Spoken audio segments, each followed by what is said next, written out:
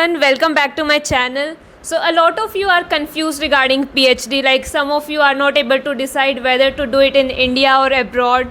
Some of you are just not able to choose the right domain for you, and some of you are not sure like whether you actually want to do one. So all of your doubts will be answered in this video. Today I am having a very special guest with me, Professor Peter Comba. So Professor Peter Comba is a professor at University of Heidelberg, Germany. He has served many respected institutions like University of Osaka, Japan, University of Queensland, Australia, IIT Bombay, IIT Guwahati. If you talk about publications, he have papers in various respected journals, and he have over 12,000 citations on Google Scholar. So first of all, I would like to thank Professor Comba for joining us in this video. So thank you, Professor. Oh, I'm very, very pleased to be here. I'm very, very happy to be back in India. I really love India and love to interact with people in India. And it's a great pleasure for me to be here. Thank you. Okay, sir. So basically what happens, like a lot of students ask their seniors regarding PhD their doubts. But in that case, what happens if the senior is having a negative experience? Then he will fill the student with negativity. But at the same time, they are not able to interact with professor. So I believe that this video will bridge that gap, as you can give your insights regarding PhD life. So my first question is like, what are the right reasons to pursue a PhD? What questions the student should ask himself, that why should he do the PhD? Like, what are the questions he should ask himself before entering in this field? Okay, very quick question. We are talking only about chemistry, or sort PhD of in journal, you can tell, like in science. Yeah, in science. Okay. Now, in Germany, it's sort of very special. I mean, in Germany, in chemistry, I think about 90% of the students do a PhD. And most of my students who do a PhD, they go and work in industry afterwards. So most of them are not really going into academics. I think in your country, it's mainly those making a PhD who go to academics. Yeah. Now, this is similar in physics, for example, in Germany. There are less students doing PhD. Maybe it's only about, I don't know the numbers, but maybe only about 70% or so, or maybe even 50%, because many of those who go to industry, they go without doing a PhD. And in life sciences, biology, also in geology, I think the numbers are even smaller than in physics, and certainly smaller than in chemistry. Now, I can mainly just say what happens in chemistry. I think it's very important for us, for our students, for young scientists, to do a PhD, because this is the first time that you do real research. Because in our country, a master thesis is only half a year, and then PhD usually is about 3 to 5 years. This is the first time where you get the problem and you yourself solve the problem, And I think this is also important if you go to industry afterwards. You get problems which you need to solve, and then you have to think about how can you solve these problems. First, what questions do you need to ask yourself, and what sort of experiments or calculations or whatever can you do to solve this problem. And I think this is a very important thing which you learn at the in a PhD thesis, where you are in a group of say 10 to 20 people, some senior, some junior people, and all discuss with each other and help each other to really teach you how to solve a problem. And I think this is very important. Okay, sir, thank you. So the next question is, like in India, till master's degree, they are not provided any good research exposure. If we leave IIT in state level universities, the research exposure is not given to students. So in that case, how do a student decide that whether he want to go in computational, supramolecular chemistry, which domain he want to enter? How should he decide in that case if he is not given any research exposure in his earlier degrees? Well, I mean, maybe one thing is do some internships. You know, I mean, you can do it in India. There's so many so good institutes around. I mean, just you do that during the semester holidays, and you have a couple of months time and go and work in some lab, you know, and do it once in a theoretical lab, once in a synthetic lab, once in a physical chemistry lab, and then you find out what is most appealing to you. And the other thing is, I mean, just talk to PhD students. I mean, just some master students, they can come to you and just talk to you. Yeah. And then you have some experience and you can teach your younger students, I mean, what one is doing. If one is doing theoretical computational chemistry, then go to another group and ask them what they are doing, what their life is, and so on. You know, and maybe the other thing is, it's not terribly important what exactly you are doing. I mean, I think it's important that you're doing it in a very good group, which has a good sort of social life, a good instrumentation, where you have a PI who is helping, who is pushing, who is discussing with you, who's approachable, and who and then just do research in a certain area. Whether you will do that for the whole rest of your life, I mean, this is unimportant. You need to learn how to ask questions and how to answer them, you know. So in India, like in PhD is very long, like 5 to 6 years, but in Europe I think it's a much small duration, like 3 to 4 years. So what you feel, what's the difference, like in a PhD in India versus like in Europe or Germany? Sort of, what's the basic difference in the approaches? Well, I should say, I mean, in my group, people finish a PhD after 3 to 4 years, okay? I don't think that I had anyone who was longer than 4 years, and well, I had one student, she finished after 2.5 years. Oh. Okay, wow, this is great, isn't it? Yeah, this is great. Yeah, but we just decided together that she has solved her problem, and if she wanted to start a new problem, she would need another 1 year. So it was either 2.5 or 3.5 years, and I thought, why not finish after 2.5 years, you know?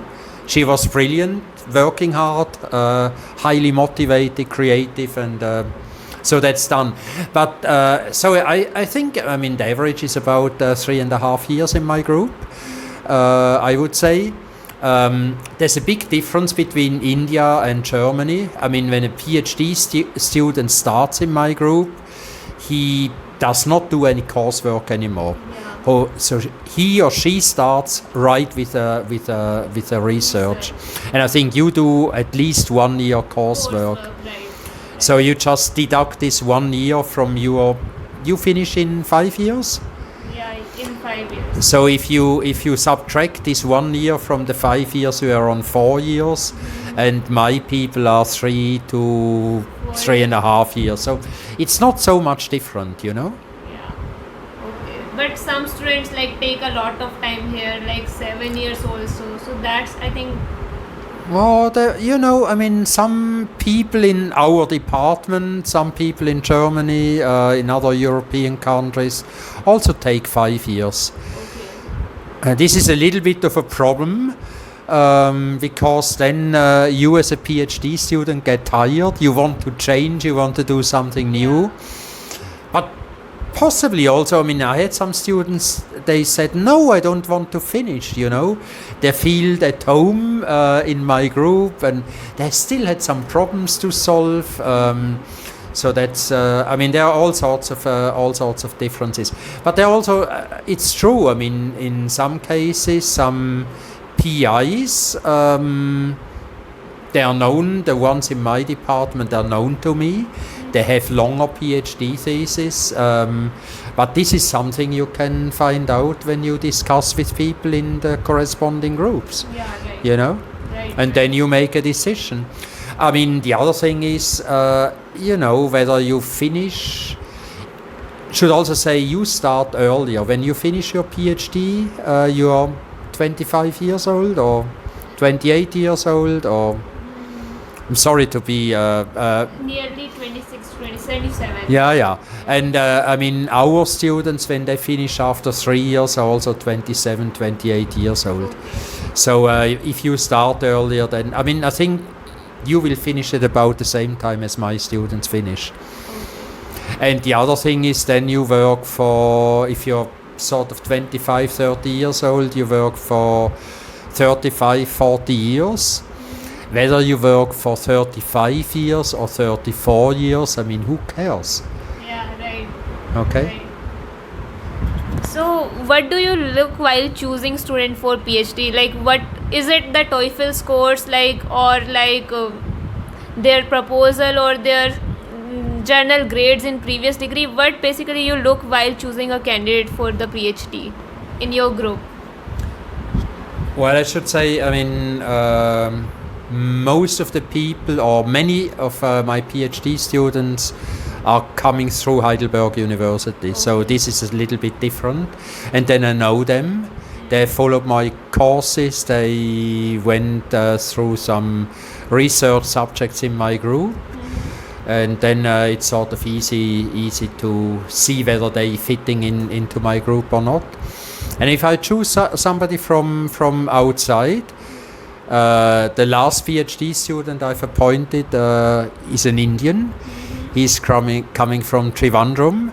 And I mean, I had some Zoom interviews with him. We have some emails. I contacted his supervisor, whom I know very well, and then I mean, apart from that, I also asked my group whether this person would fit into the group, because I think it's important that we have a good social life in the research group. Yeah. If that works, then people are happy and do good work. So I look for high quality people, and mainly people who are just motivated to solve problems. Okay. So next question is, like, as we know that PhD is a long journey and we have several highs and ups, low. So how to stay positive throughout, like when the results are not getting right? So how to stay positive throughout the journey? What do you feel like? How you motivate your children, like if they feel that like they are not good enough? This thought actually comes multiple times, I think, in this PhD journey. So how you motivate them, like how to stay positive in those moments? Yeah, I mean, that happens in all projects, that sometimes you are just falling into a deep valley and you don't get any sun anymore, and and you have all sorts of problems. I mean, I think one thing, as I said before, is important, that there's a good social life in the group, so that the other group members are sort of taking this poor person and motivate him or her, and make sure that sort of this student is getting enjoys something, and sort of get somewhere again. And well, what I do is, I mean, sometimes I just leave people alone. I don't sort of just try to squeeze them out. And when I talk to them, I say, I mean, sometimes it's getting better, sometimes it's getting worse. I mean, just don't give up. I mean, just maybe enjoy your life a little bit for a couple of weeks, do some holidays, and then just get the right time to start to work hard again. And sometimes it's sort of social problems, personal problems, but sometimes it's just the chemistry is not going well. And then I discuss with the students just to give them a new small project where I know that they are getting results. And if they are getting results and maybe just for half a year and get a nice paper out, they have some more energy to go back to the really hard problem and do the hard chemistry again. So, how to know that when to stop working on a project? Like sometimes students keep on working in a project even when the results are not going for a very long time. So, how to know that when to stop working on that particular project if it's not like at all going in the positive direction? This is a difficult question. I mean, it depends on the project and it also depends on the person. I had a very intelligent PhD student, very hardworking, very strongly focused, and so he wanted to make a compound which was very, very difficult to make. And I mean, he just made this one macrocycle, put the metal ion in there, and measured all the properties. So that's what he wanted to do, and this is very, very, very dangerous, because if the reaction doesn't work, then he doesn't get it. So after, I say, PhD thesis is 3 years. After 1.5 years, I said, hey, Wolfgang, you should stop. Maybe you should do something else. Or just start another project, so you have 2 projects if it's really not getting well. He said, no, I don't want to waste my time, And so it took him 2.5 years to get this compound, and he got it, I wanted to sort of make it more less dangerous for him. But he just didn't want. So then, I discussed these sort of problems with people, and then, as I say, sometimes just let them have a second project, and then see when the second project runs well. Maybe you can slowly skip the first one, But it depends on the person. So, this question is like personal, if you can go back in time and you have a choice that you can choose a different career, would you still like to be in research in academia? Yes, absolutely. I just wanted to do exactly what I've done. Well, maybe I would write another project or do a little bit this or that, but basically I wanted to do exactly the same. I should maybe say 2 things. One thing is, if you would have asked me how did you go into chemistry, or did you want to? Yeah. Okay. So I answer that later. But maybe the other thing is what I can say. I'm retired now, and I don't stop. Why don't I stop? Because I like it. Because I think this is just fantastic. The chance I have to do exactly what I want to do, I'm sure that I stop at some stage, but I want to continue now because it's just a fantastic life I have, So now you can answer how you just get into chemistry. Yeah. This was sort of the other thing. This is related to the question you had before.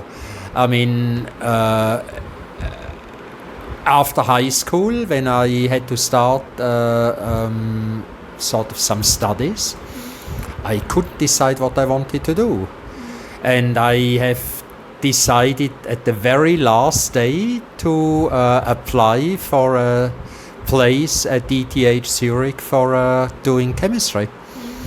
Because, it was not clear at all for me that I wanted to do chemistry. I had some other ideas, But I never thought that I've done something wrong. I mean, this was absolutely the right decision because chemistry is really great, absolutely great. Okay.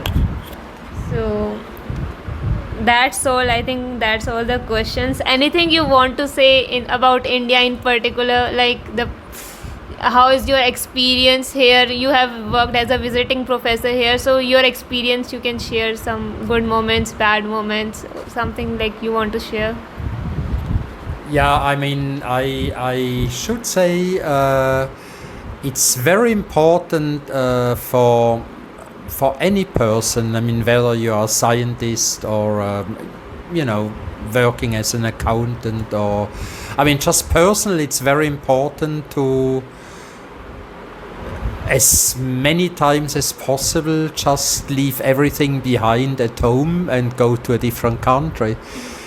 And so this is just for personal reasons, and just to sort of educate yourself in your as just a normal person outside of your profession. And but then also for science, it's very important to go to different countries. You should go to another country and just get an experience. And I tell you why. I mean, it's for both for science and for personal education. It's important because to see a different culture is to see how people think, react, do science, ask scientific questions in a different way. You do that with your Hindu culture, with your history, what India has, with your environment, what India has, with your present sort of politics. I mean, you are completely different. You have a completely different mindset than I have, and you're educated by your environment. Right. And I need to learn how you are doing things. You're doing things in a different way. And this also teaches me in chemistry how I can sort of approach questions in a different way, And it also in daily life, I mean, how you feel, how you smell, how you see things, how you treat the nature, how you treat your colleagues, how your family life is. This is all completely different, and this is very important for me to see how this works, and how this influences your way to life and also your way to do science. I think this is very important, and I've been in India many times, and I still can learn a lot of how you're doing things, and I really like how the life here is, Thank you, sir. Thank you for taking your time for me. Thank you. Thank you.